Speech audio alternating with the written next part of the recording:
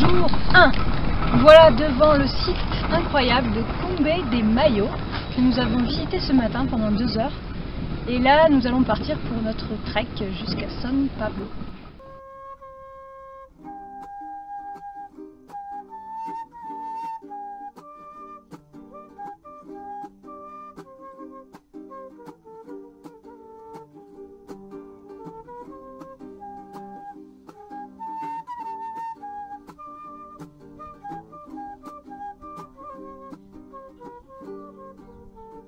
Et 4 heures de marche, nous voilà arrivés à Chetilla Barro, sous la pluie évidemment, et nous allons chercher un hébergement ou alors camper. Jour 2. Après une petite nuit dans la grange où nous avons été hébergés par des Péruviens qui nous ont gentiment offert le gîte et le couvert, nous repartons pour le trek. Alors je vais vous faire visiter un petit peu la grange, notre lieu de dodo, avec une magnifique vue. Il faut souligner aussi que Esteban s'est fait mordre hier soir par une petite souris. C'est pas très marrant. Et nous avons eu droit à un repas hier soir de chiclayo, qui est une courge très bonne, avec du riz et de l'œuf. Et ce matin, une petite soupe avec de la gélatine. Jour 2, midi 38, nous voilà en direction de Yuragalpa, où nous allons passer la nuit.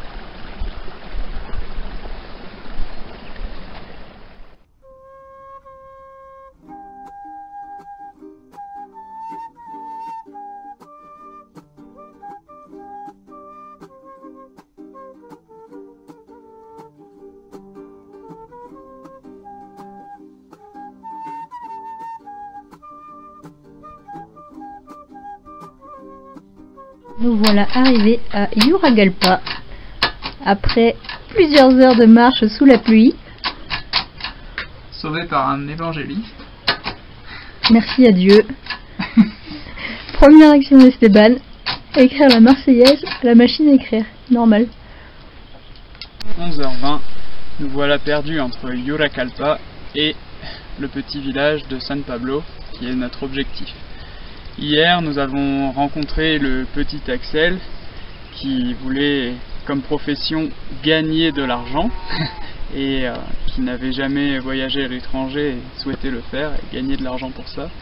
Nous avons aussi rencontré, quand nous étions perdus, un habitant très sympathique qui nous a emmenés jusqu'à sa maison sous la pluie.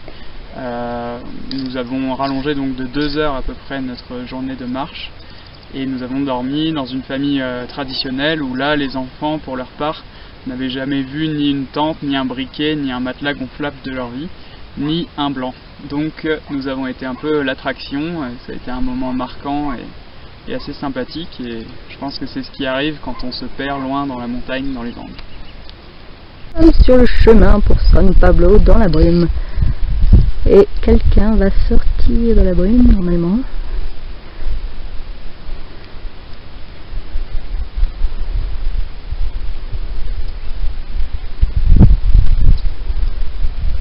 Ça y est, nous pouvons apercevoir Esteban au loin. Ça, c'est pas juste. C'est de la triste. Non, c'est sûr. C'est moi le premier, je suis toujours devant et Marlène derrière. C'est faux. Cette vidéo est calomnieuse.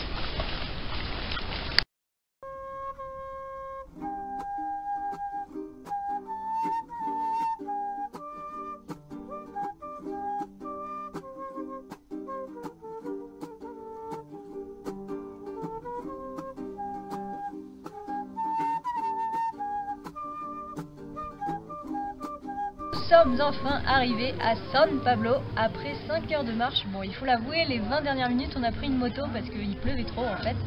Mais sinon, on a quand même bien marché depuis Yuragalpa et nous voilà enfin arrivés.